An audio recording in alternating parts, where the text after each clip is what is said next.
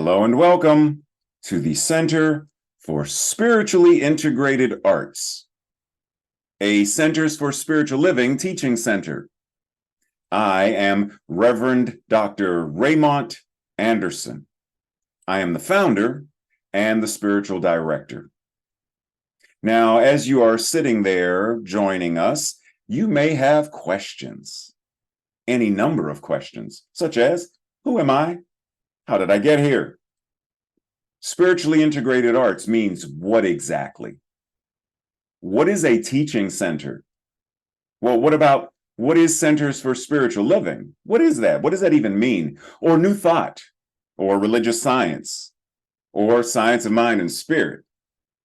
You may have any number of questions about this specific community, about the parent organization, CSL, our philosophy, our teaching, our liberation theology.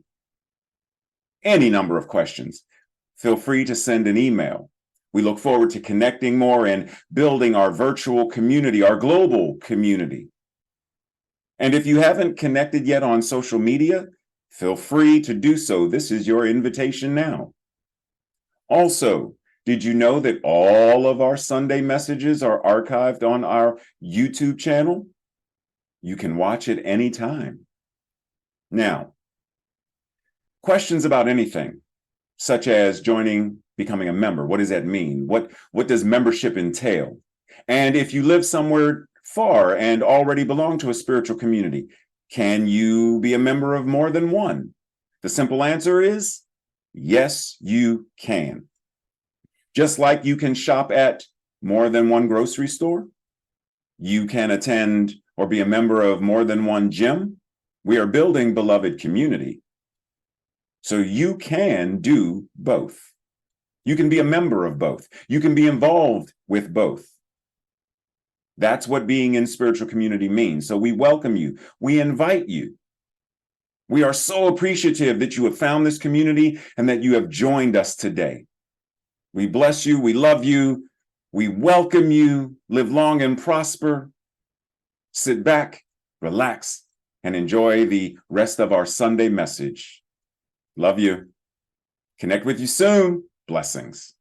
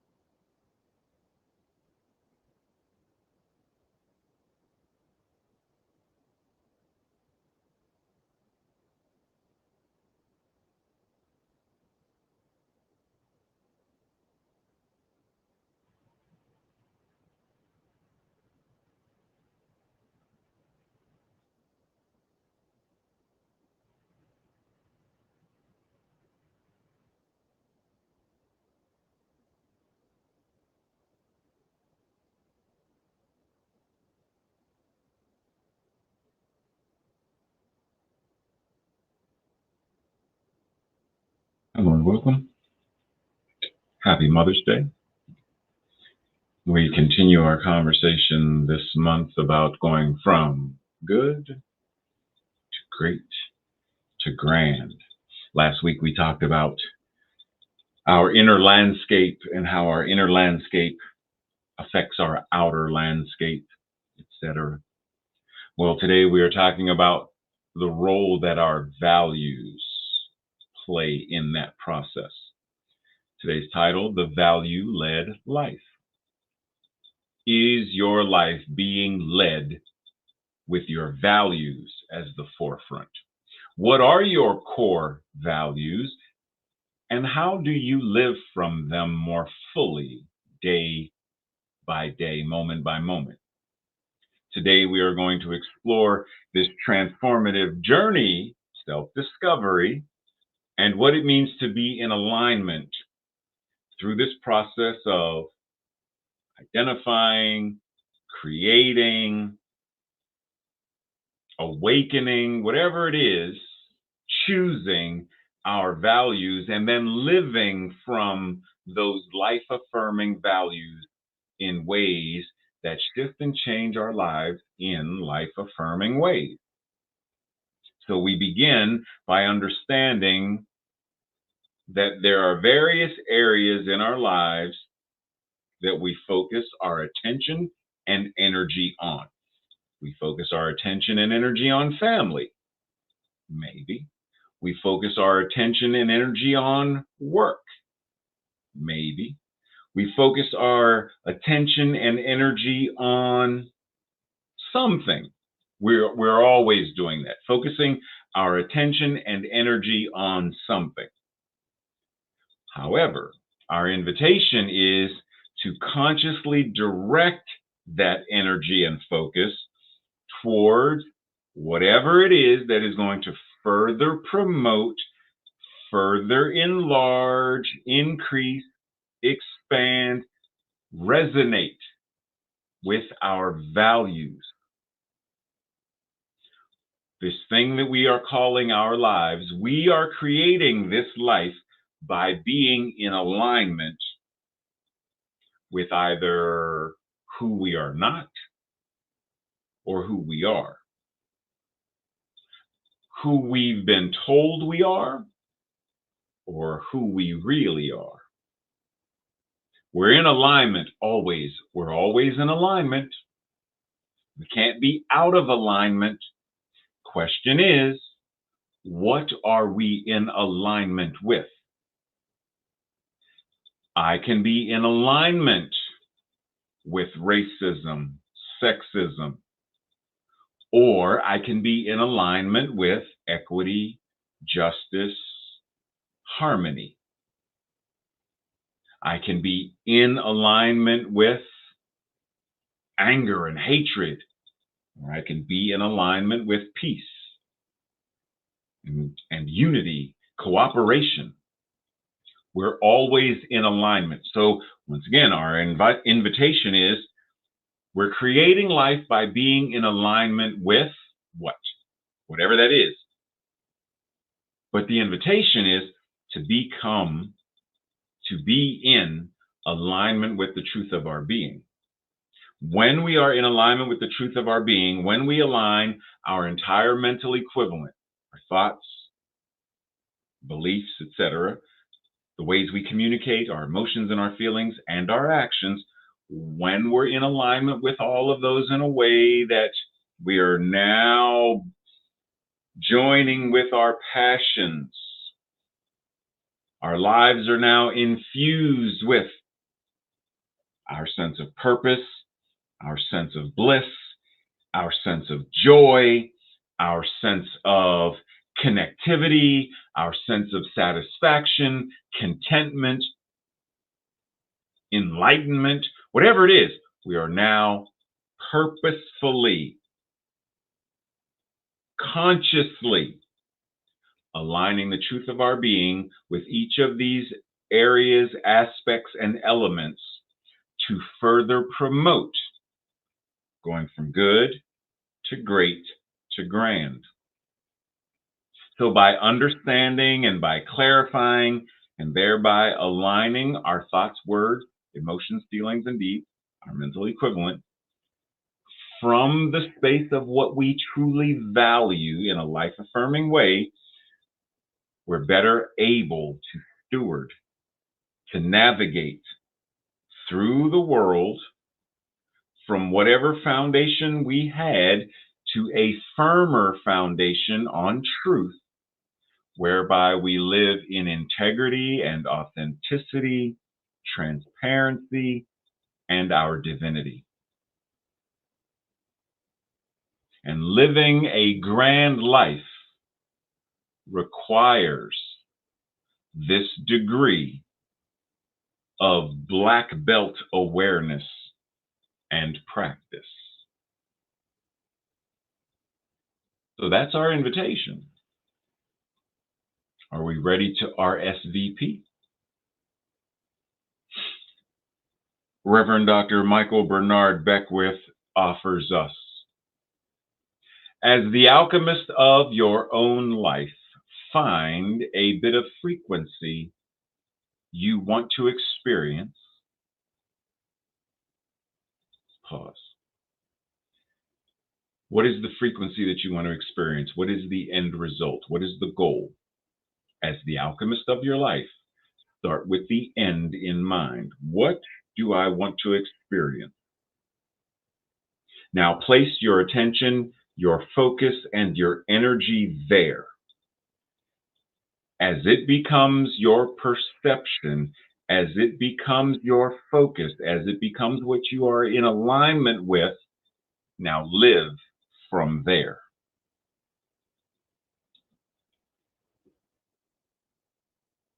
Reverend Dr. Eric Butterworth offers us, there is a hidden genius in each person. Now, I could remix this and say it's not hidden. It's not really hidden. It's there. We may never have been taught it. We may choose to ignore it. We may suppress it. But nonetheless, he says, there is a hidden genius in each person, which we each give expression to through commitment, discipline, enthusiasm, and passion.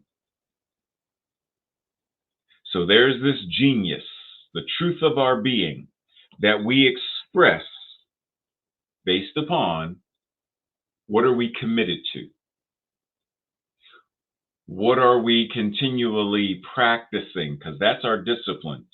And much like alignment, we are always disciplined, meaning we are always practicing.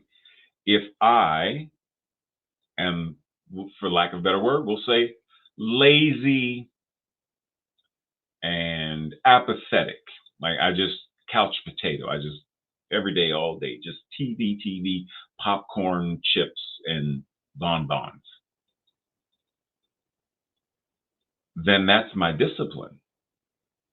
I am using my quote unquote, the same skills that I would wax on, wax off, block, Tai Chi, the same skills, the same energy that does this.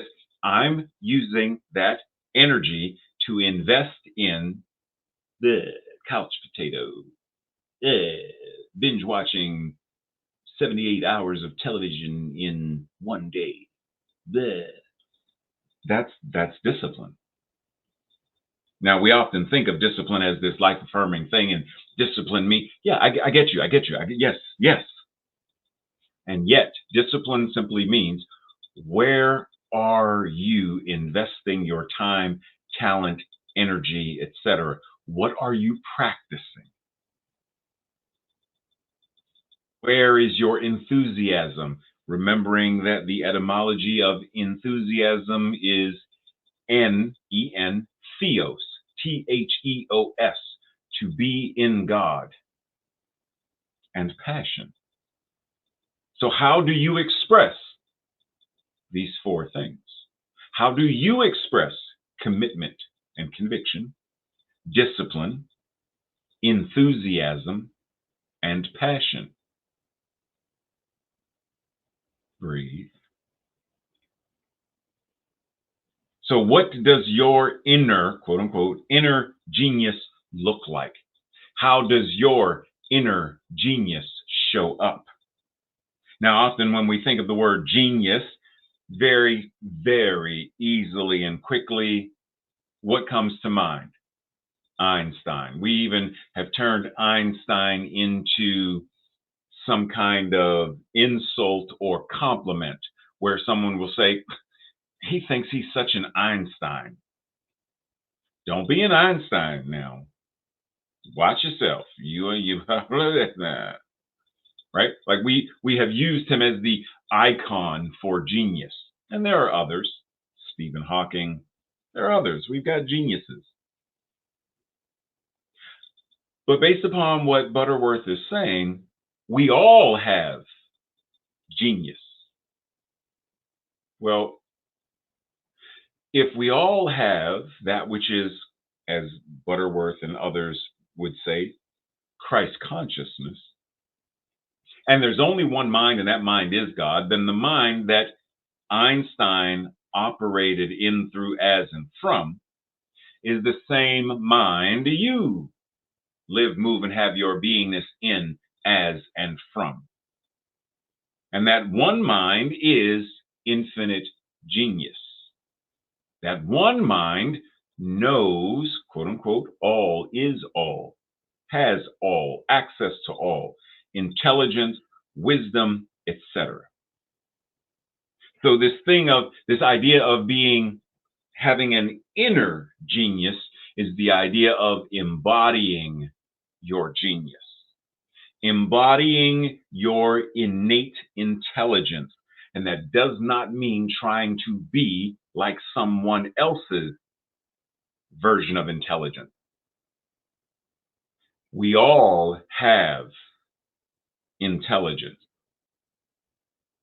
We all have the wisdom that is God, the intelligence that is God, the talent that is God, this divine. We all have it. But fishes are not meant to climb trees. A fish has its own genius. A squirrel has its own genius. A turtle, its own genius. A cheetah, its own genius. An eagle, its own genius. An owl, its own genius. I, my own genius. You, your own genius. Because all of us are the individualized expressions of God. So genius is incarnating as you, as them, as me. Now the question is, are we living from that genius, or are we denying it? Now there are many people who they don't know that they're a genius. They don't know that they have genius. They don't know that they're an incarnation of God. Many people have no idea. They seek the guru outside of themselves, not realizing that it's right where they are. Now, that does not mean that we don't find a teacher and have a teacher, but it means when I'm in third grade and I have a third grade math teacher, when I reach a certain point of I know and understand third grade math, I move to a fourth grade math teacher, a college freshman math teacher, an algebra professor, a calculus professor, a quantum physics professor. Then I become a quantum physicist. Get where I'm going? When the pupil is ready, the teacher will appear, but the pupil is already a teacher, because we are already divine. So yes, we find teachers and ministers and practitioners and workshop facilitators that help us along this path of learning a language. And then it's a new professor, it's a new class, linguistics. And then we become an interpreter. We become fluent in the language.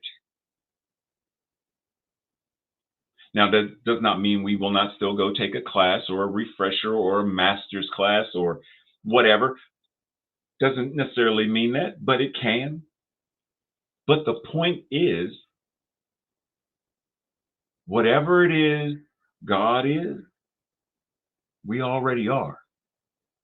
Dr. Holmes said, and Nona Brooks both have said, and Dr. Holmes probably got it from her, whatever is true about God is true about you.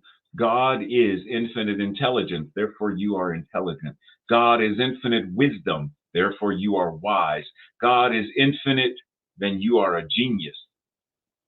Now, how do you embody that and live?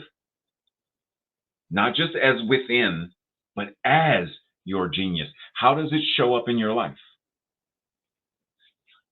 Dr. Holmes says, releasing the weight of past limiting beliefs and judgments frees us to rise up in life-affirming faith, which is mental assertion elated to the plane of realization.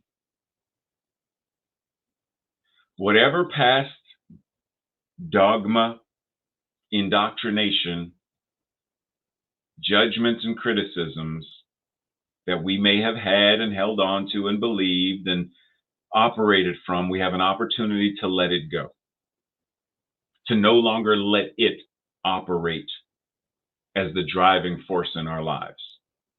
And when we let it go, we are able to more adequately, more effectively operate from life affirming faith.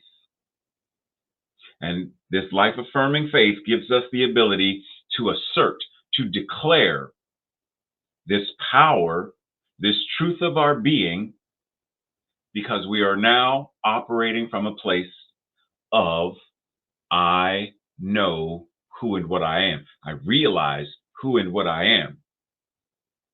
And that's our invitation. But we have to be able to identify what are the limiting beliefs? What are the judgments? What are the criticisms? What are the things that weigh us down? What are the things that obscure our eyesight and insight from being able to realize who and what we truly are?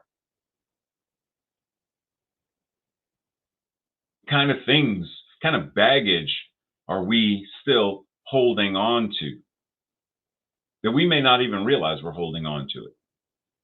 Because it's a habit that we culturally teach and train one another to do. We teach and train one another to dim the light.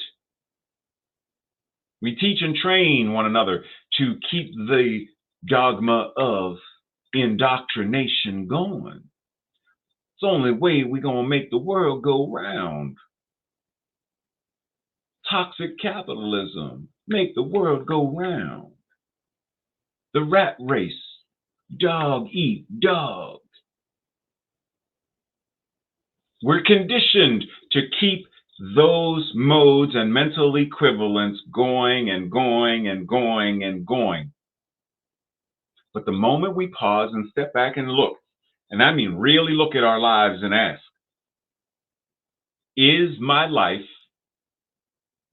affording me the opportunity to live, move, and have my being in the best way possible in all areas of my life? Or are there areas where I feel stagnant? Are there areas where I feel stuck? Are there areas where I feel whatever the angst or unrealized potential or whatever that is? If we can identify that, if we are in our body, our heart, and our mind enough to identify that, then we have the first step to now backwards reverse engineer and say, what is that about?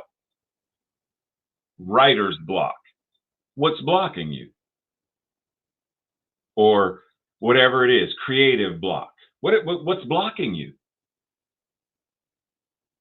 In all honesty, what is blocking you? Your attention and your focus are somewhere else other than writing, other than painting, other than creating. You're not blocked, you're just focused elsewhere.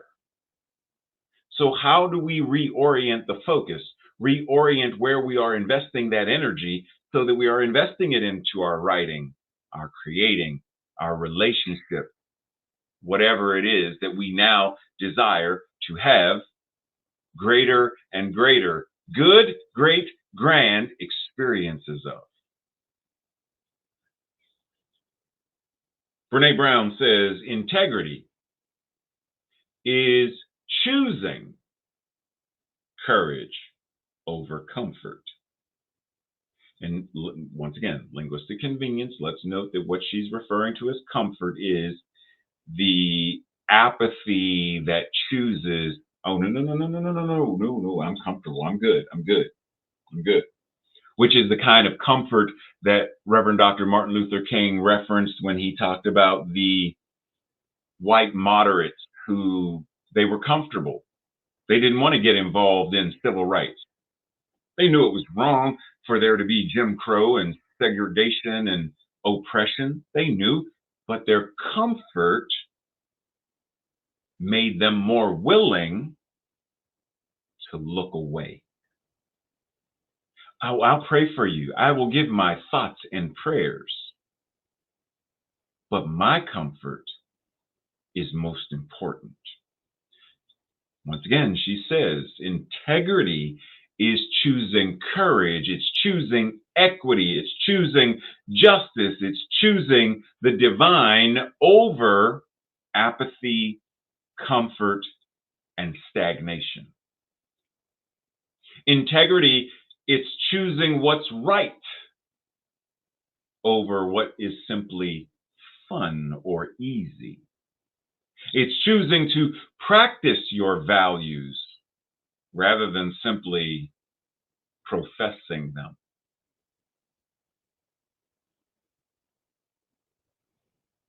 James Baldwin, if I'm not mistaken, said, I'm paraphrasing,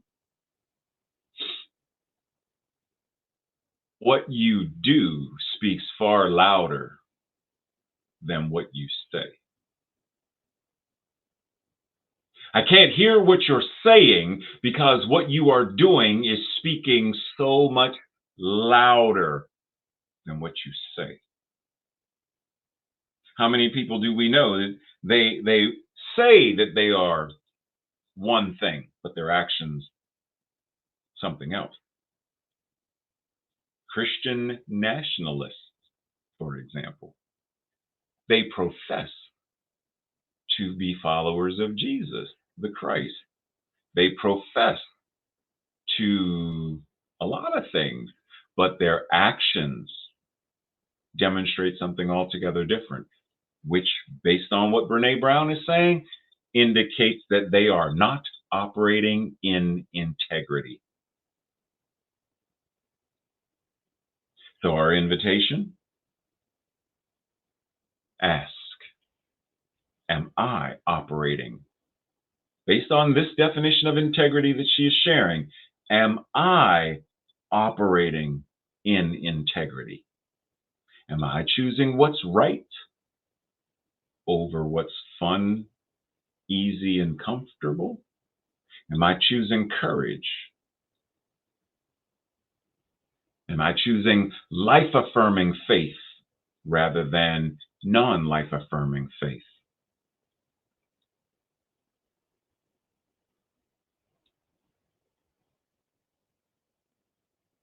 See, it's easy to keep our mouth shut rather than demand a ceasefire. And I'm not referencing any of the politics around and any, I'm simply saying ceasefire means let there be peace. Ceasefire means stop killing, stop blowing up. Ceasefire means, can we talk? Ceasefire means no more bombs, no more bullets, no more bodies. Ceasefire means let's build. Build what? Belonging? Beauty? Let's build. Let's become something greater than what war represents. See, it's easy to look the other way and say, well, that's their thing. It has nothing to do with me. I'm not transgender. I'm not gay. I'm not black. I'm not a woman. I'm not Muslim. I'm not an immigrant. I'm not an indigenous American. I'm not. It's easy to look somewhere else when others are suffering and hurting and in pain, when their rights are being threatened and removed. It's easy to close our eyes, fingers in ears, ignore. But what is right? But what is right?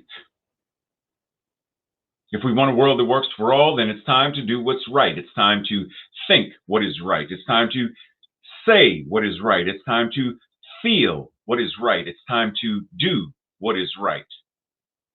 And when do we do it? Right now.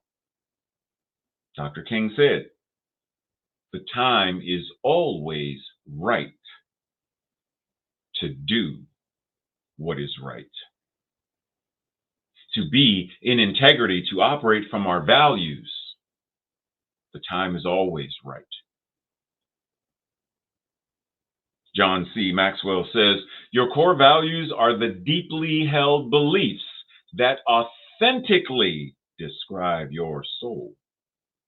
Now, let's be clear. We all have values. We all value something. The couch potato values.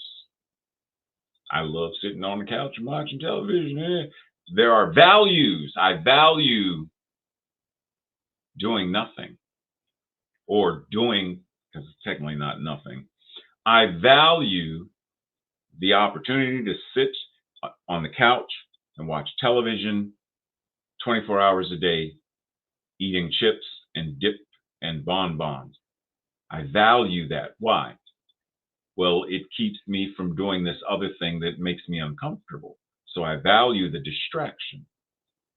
Now, I may not know that that's what I'm doing, but if I go within and explore, if this is what I am demonstrating, it's based upon a mental equivalent. It's based upon a belief.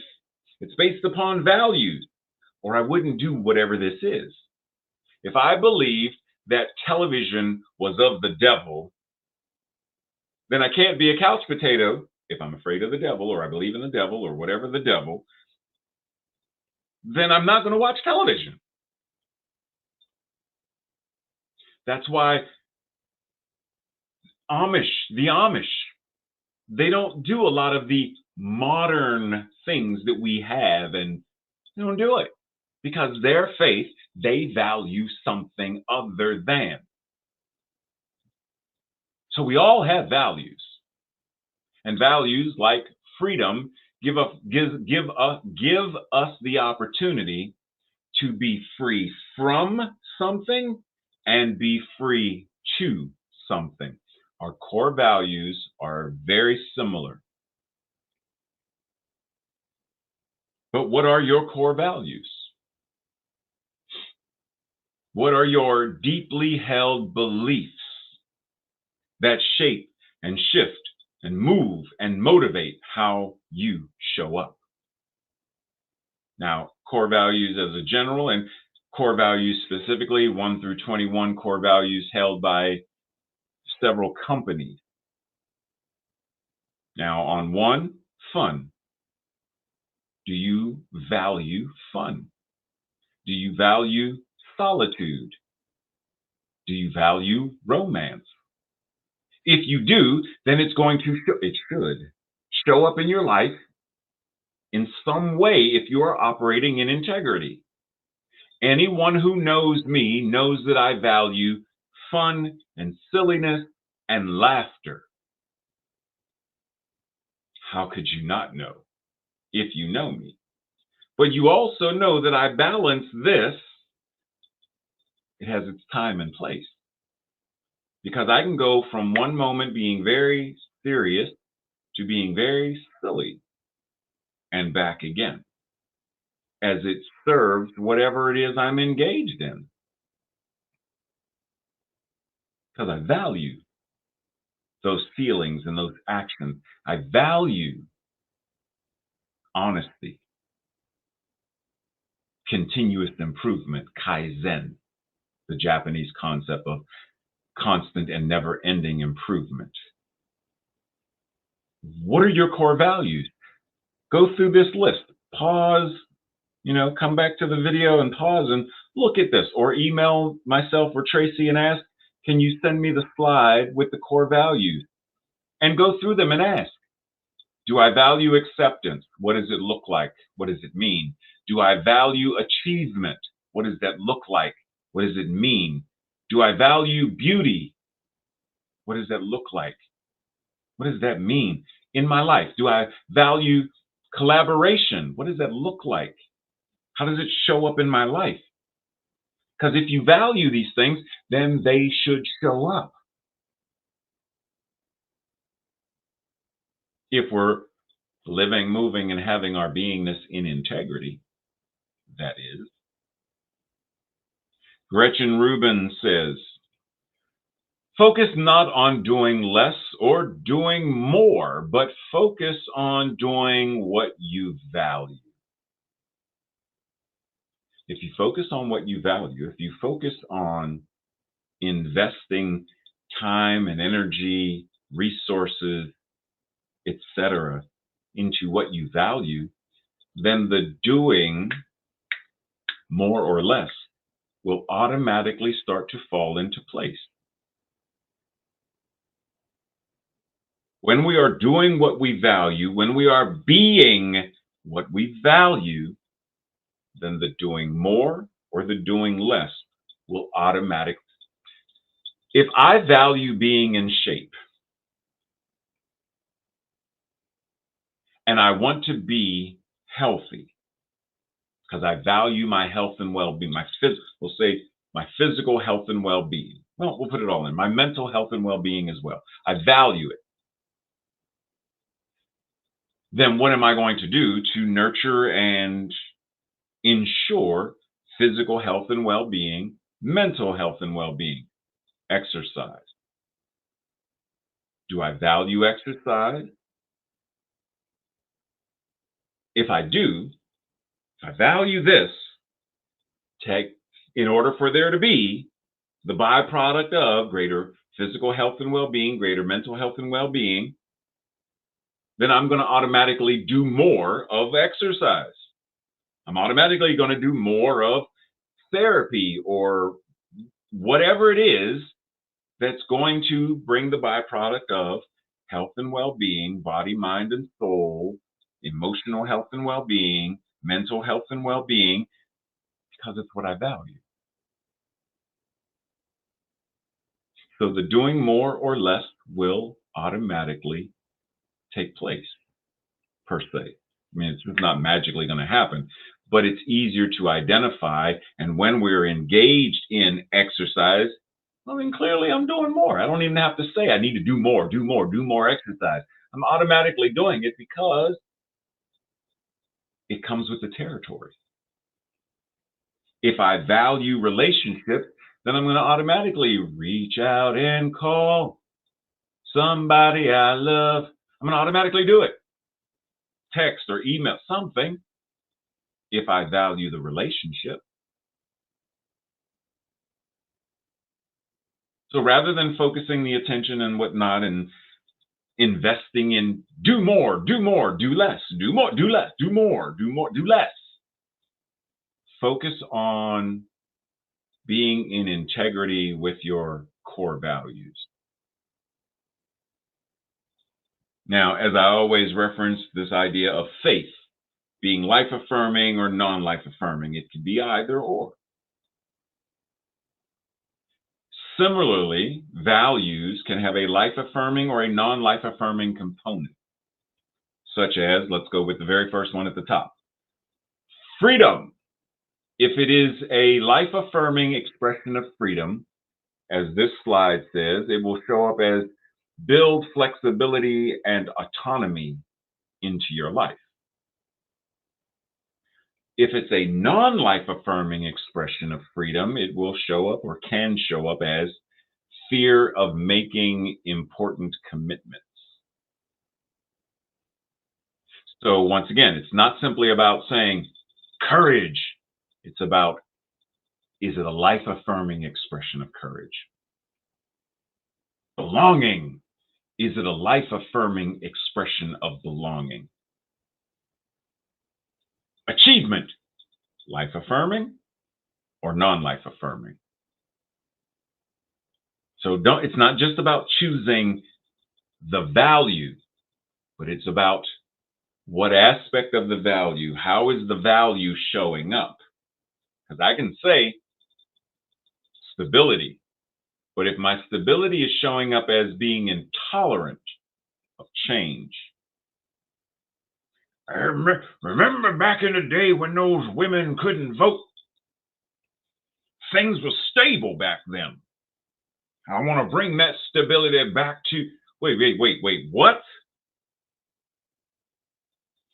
If the stability is showing up, excuse me, if the stability is showing up in a non-life affirming way, stability is still the core value. Excuse me. But it's showing up in a non-life affirming way. See, that accent got to me. My body was revolting, saying, hey, stop doing this accent. I don't like what you're doing about this whole women in voting, but stop it, because we know you're lying. So, it made my eyes water. Normally I have a glass of water here. I would drink the water, but I didn't bring water today. So, same thing I said with the other slide. Feel free to come back and screen capture this or look it up on Google or whatnot, or email me or Tracy and ask to be sent this, because it gives us the opportunity to have greater clarity on what is my value, and am I expressing it in a life affirming or non-life affirming manner. Now, these core values are the core values. If you've ever been to our SIA website, then you know that we have somewhat adopted the Hizmet principles and core values, and these are them. So this is a great opportunity once again to, go and look and ask, well, what do we as an organization value? The freedoms as expressed in the United Nations Universal Declaration of Human Rights. Are you familiar with the Declaration of Human Rights? Now, there are times when even the United Nations isn't honoring, but the goal, the vision is to do so. And the practice is moment by moment living into the practice of, living into the integrity of and the expression of. That's the practice. But if we don't even know what our values are, or we're denying what the values are,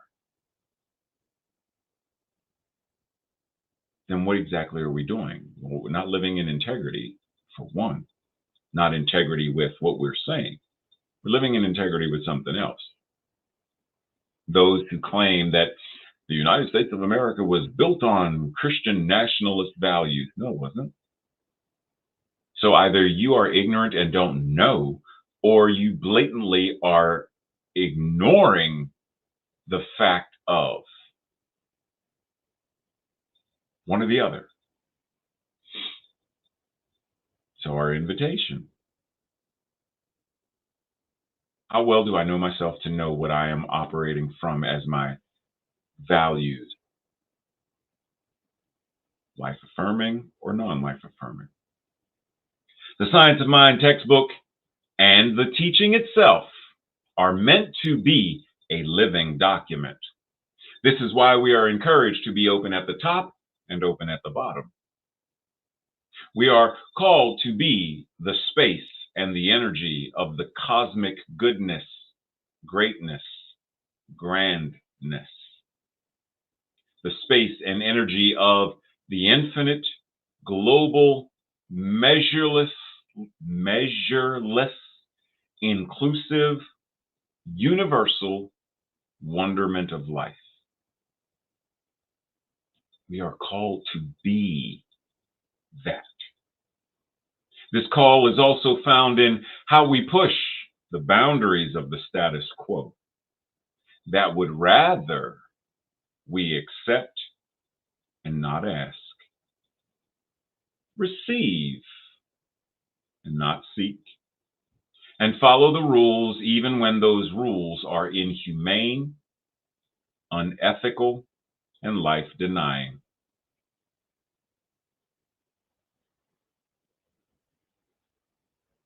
The call, this cosmic goodness, greatness, grandness, live it, move it, be it always and in all ways.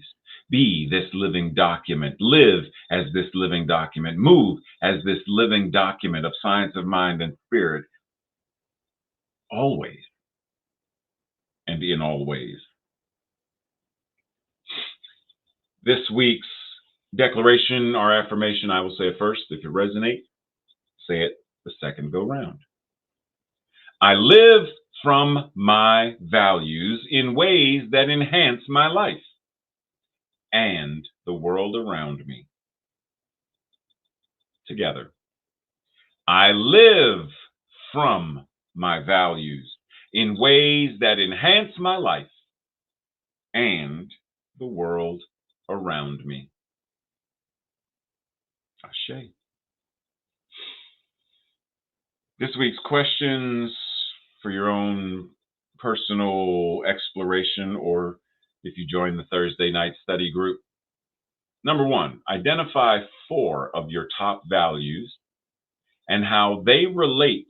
How are they related to the various aspects, various areas of your life? So, for example, if you value laughter, how is laughter connected to various areas of your life? Relationship, physical health, mental health, emotional health, etc. How are those 4 values, those top 4, related? Number 2, in looking at your values, identify where and how your life might be aligned in a non-life affirming demonstration of your values. What are some areas where you are not living from your values like you think you are or say you are? And what are some specific values you are not living from that you would like to be living from? Number 3, how did you develop your current values? And how do your values inform your current activities in the world? And then lastly, over the time, over your life, how have your values changed or evolved, shifted, etc., as you have discovered more about, learned more about yourself? Breathe. And we enter into that space of prayer, that space of knowing the truth of our being. And this truth begins with the awareness that God is all there is, the infinite and allness, the universe itself, the single power, single life, single mind, called by many names: Spirit, Source, God, universal consciousness. Whatever we call it matters far less than recognizing the truth of what it is and the truth of what it is as us. So as I speak this, I am knowing that this infinite power and presence that I value, the awareness of, that I value the embodiment of, is the truth of all that is. And it being the truth of all there is means I value truth. I value the absolute. I value all that it represents. Wisdom, I value that. I embody that. Compassion, I value that. I embody that. Communication that is clear and compassionate, I value that and I embody that. And as I embody it and live, move, and am in integrity with what I value, then it shows up and is expressed in, through, and as my life. And I know that this is the process by which all of us are engaged in. Everybody watching now, everybody watching the recording later, which is now for them. Whatever their values are, they are embodying them and they are expressing them. So as I speak this knowing that the invitation, the evolutionary impulse is elevating those values and the ability to live in integrity, to embody in integrity, to express in integrity those values that are the truth of our being. In life-affirming ways, we are our values. We speak, we breathe, we act from and as that which we value. So I don't simply express love. I am love. All that I am it. It is me. Therefore, I think thoughts of love. I communicate words of love. I feel love. And my acts of service are demonstrations of love.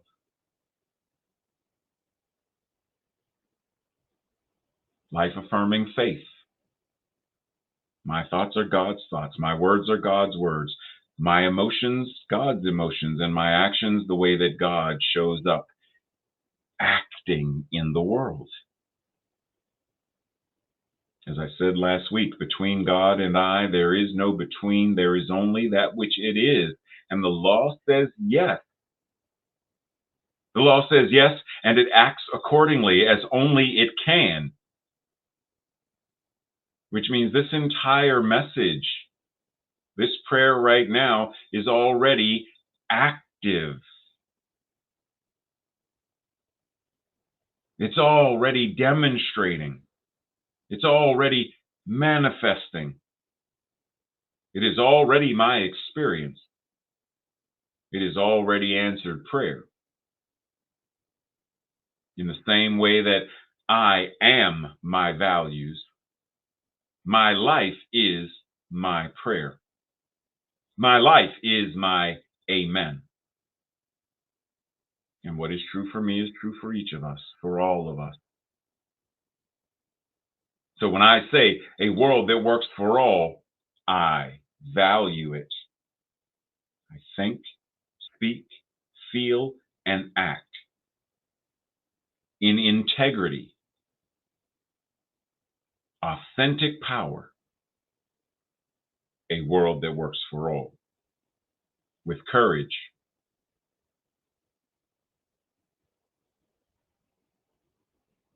brave.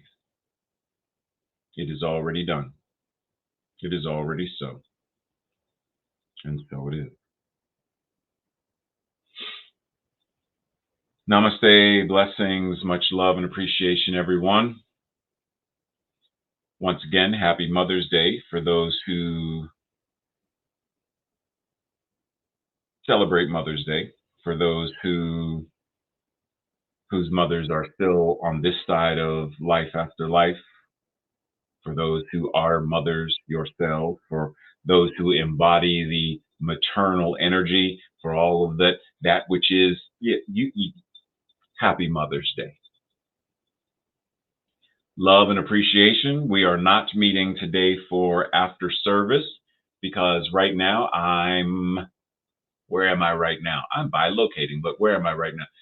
Leesburg for their after service fellowship thing. So feel free to jump on over there if you would like to. I'm sure we're probably still chatting. So much love and appreciation, and I will see you soon.